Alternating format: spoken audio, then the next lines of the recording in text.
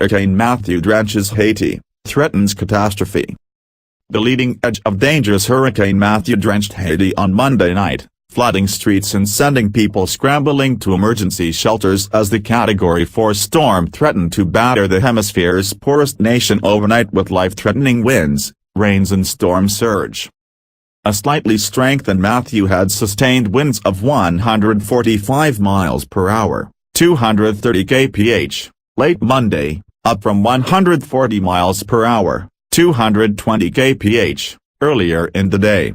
Its center was expected to pass near or over the southwestern tip of impoverished Haiti after dawn on Tuesday, then head for another landfall in eastern Cuba, the U.S. National Hurricane Center in Miami said.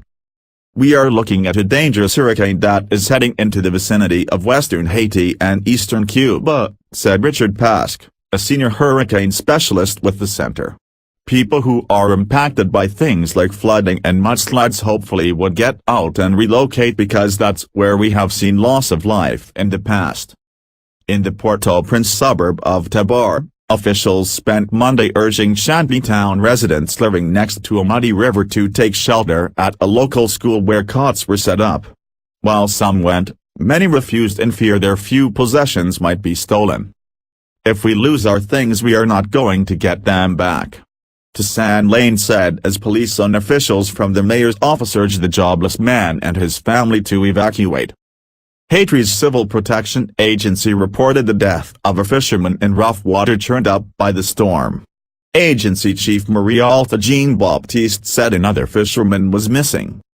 The confirmed death in Haiti brought the total for the storm to at least 3.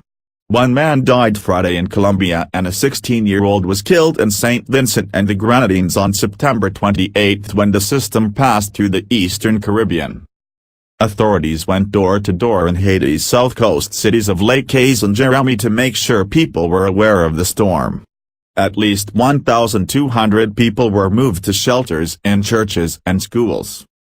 "We are continuing to mobilize teams in the south to move people away from dangerous areas," Jean-Baptiste said. "There is no shortage of people with flimsy houses set up in risky places in Haiti."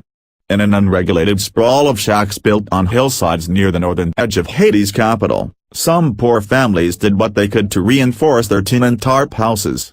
But most were just hoping for the best. "I know my house could easily blow away. All I can do is pray and then pray some more," Ronland Francois said by the tarp-walled shack where she lives with her unemployed husband and 3 children. In Port-au-Prince, schools were closed while cars lined up at gas stations and shoppers cleared shelves at supermarkets as rain fell. Some worry the crowded capital might not fare well. "We are not prepared," unemployed Mason Fritz Seychelles said as he watched water pool on a downtown street. Forecasters said the storm could dump as much as 40 inches, 100 centimeters, of rain on some isolated areas of Haiti, raising fears of deadly mudslides and floods in the heavily deforested country. In Jamaica, which lowered a hurricane warning to a tropical storm warning as Matthew tracked closer to Haiti, many people chose to stick out the rough rain and winds at home. Local government minister Desmond McKenzie said all but 4 residents of the Port Royal area near the Kingston airport refused to board buses and evacuate.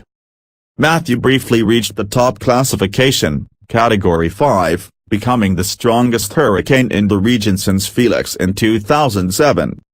The U.S. Hurricane Center said the storm appeared to be on track to pass east of Florida through the Bahamas, but it was too soon to predict with certainty whether it would threaten the U.S. East Coast. "Although our track is to the east of Florida, interests there should remain vigilant and we can't rule out the possibility of impacts," Pask said. A hurricane warning was posted for much of the Bahamas, where the storm was expected to move along the eastern length of the island chain starting early Wednesday.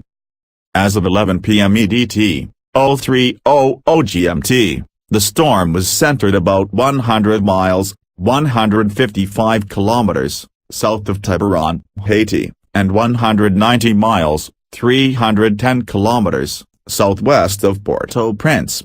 It was moving north at 7 miles per hour, 11 kph. Cuba's government declared a hurricane alert for 6 eastern provinces and removed traffic lights from poles in the city of Santiago to keep them from falling due to heavy wind. Matthew's center was expected to make landfall in Cuba about 50 miles, 80 kilometers, east of the U.S. Navy base at Guantanamo Bay, where authorities evacuated about 700 spouses and children of service members on military transport planes to Florida. The U.S. installation has a population of about 5,500, including 61 men held at the detention center for terrorism suspects. Navy Captain David Culpeper, the base commander, said emergency shelters had been set up and authorities were bracing for storm surge and heavy rain that could threaten some low-lying areas, including around the power plant and water desalination facility. "We have no choice but to prepare ourselves to take a frontal assault if you will," Culpeper said.